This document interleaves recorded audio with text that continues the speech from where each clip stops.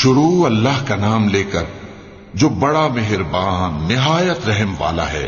اے کملی میں لپٹنے والے، رات کو قیام کیا کرو مگر تھوڑی سی رات، یعنی نصف رات یا اس سے کچھ کم قیام کرو یا کچھ زیادہ، اور قرآن کو اچھی طرح ٹھہر ٹھہر کر پڑھا کرو۔ ہم ان قریب تم پر ایک بھاری فرمان نازل کریں گے۔ کچھ شک نہیں کہ رات کا اٹھنا نفس کو سخت پامال کرتا ہے، اور اس وقت ذکر بھی خوب درست ہوتا ہے۔ دن کے وقت تو تمہیں اور بہت سے شغل ہوتے ہیں، تو اپنے پروردگار کے نام کا ذکر کرو اور ہر طرف سے بے تعلق ہو کر اسی کی طرف متوجہ ہو جاؤ۔ وہی مشرق اور مغرب کا مالک ہے، اس کے سوا کوئی معبود نہیں، تو اسی کو اپنا کارساز بناؤ۔ اور جو دل آزار باتیں یہ لوگ کہتے ہیں ان کو سہتے رہو، اور خوبصورتی سے ان سے کنارہ کش رہو، اور مجھے ان جھٹلانے والوں سے جو دولت مند ہیں سمجھ لینے دو، اور ان کو تھوڑی سی مہلت دے دو۔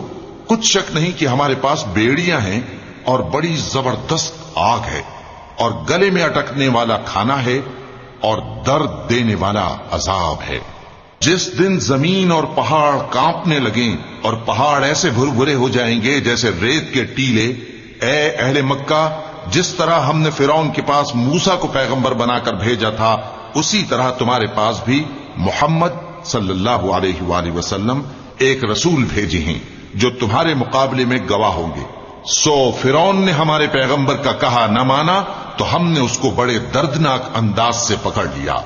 اگر تم بھی ان پیغمبر کو نہ مانو گے تو اس دن سے کس طرح بچو گے جو بچوں کو بوڑھا کر دے گا، جس سے آسمان پھٹ جائے گا۔ یہ اس کا وعدہ پورا ہو کر رہے گا۔ یہ قرآن تو نصیحت ہے، سو جو چاہے اپنے پروردگار تک پہنچنے کا راستہ اختیار کر لے۔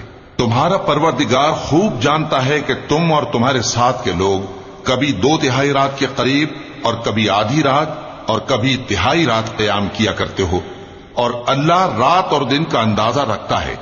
اس نے معلوم کیا کہ تم اس کو نبھا نہ سکو گے، تو اس نے تم پر مہربانی کی، پس جتنا آسانی سے ہو سکے اتنا قرآن پڑھ لیا کرو۔